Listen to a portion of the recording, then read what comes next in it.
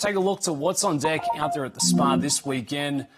Marquee event will be the Grade 1 Whitney. How good is this? It feels like summertime. We are in the thick of it, and what a field of 10 we have here. Now, Matt, there are a couple of question marks on the Todd Pletcher runners here. Mindframe question mark, Fierceness set to go. What do you expect to happen come post time?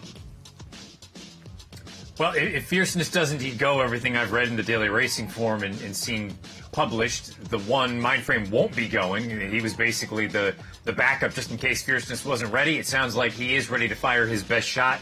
And we're going back to his most recent race. It happened to be a defeat in the Grade 1 Met Mile. And granted, the Met Mile is, to me, a race that belongs at Belmont Park. That's beside the point. Belmont is under construction still. So they've run it at Saratoga around that kind of awkward 1.5 turn configuration. Raging Torrent ran huge this day. You don't want to take anything away from him. But I don't know that this was the ideal scenario for a horse like Fierceness. On his best day, he's fabulous. I think he might be the most talented horse in training, just purely in terms of raw ability. Sometimes he shows up with a bit of a clunker. Other times he's brilliant. I think you're going to get the best version of him tomorrow.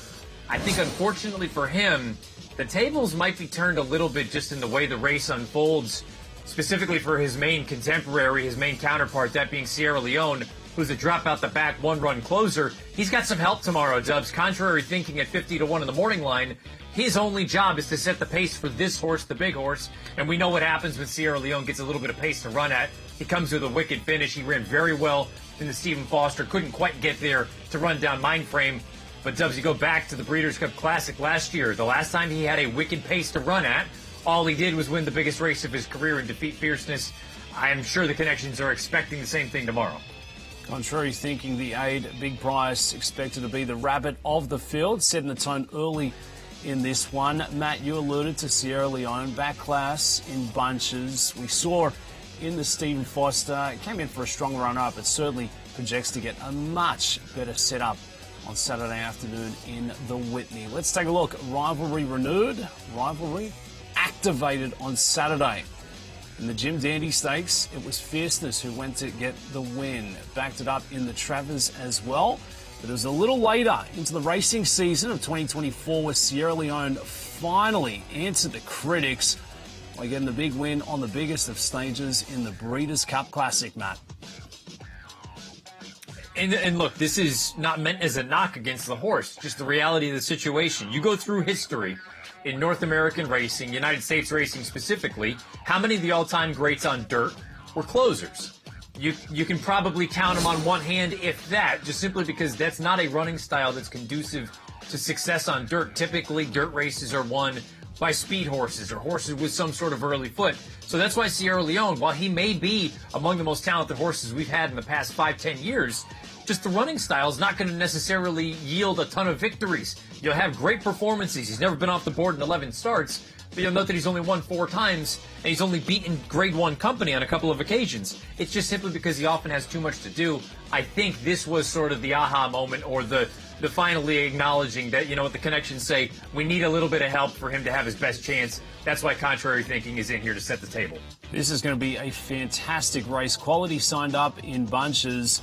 And not to be discounted here is White Abarrio at the 7, sitting at 4-1 on the morning line. We saw the class earlier this year in the Pegasus World Cup, backed it up in the Go Sapper, but never really got into that race back in the Met Mile. What do you expect to see from White Abarrio, the Safi Joseph trainee? He's an admirable horse. He's very honest. He's 6 years old. He's won almost half of his starts, more than $7 million. I guess the concern, or sort of the question for White Abarrio with me, specifically in terms of the relationship between Sierra Leone and Fierceness, I just don't know that he's quite as good as those two. His best is very, very good. It's capable of winning a race like this. He did so back in 2023. He won this year's Pegasus World Cup. But Dubs, his fastball might not quite reach 100 miles an hour. Maybe it's 97, and in most cases, that's going to strike out basically any hitter you run into. But when you've got a couple other horses, when you've got a couple of Paul Skeens out there that routinely tip 100, maybe you come up a little bit wanting. Maybe he's the 2 or 3 pitcher in the rotation as opposed to a couple of aces. There is a lot of gas, heavy diesel coming up in the Grade 1 Whitney Stakes. What a fantastic looking field that is. It will be a part of the Breeders' Cup Challenge Series. A win and you're in towards the Breeders' Cup later this year. You can punch that ticket into the Distaff. We'll also have the Whitney Stakes into the Classic and the FanDuel 4-Star Dave. So some great action from out there at Saratoga to out here on the West Coast, Best Coast.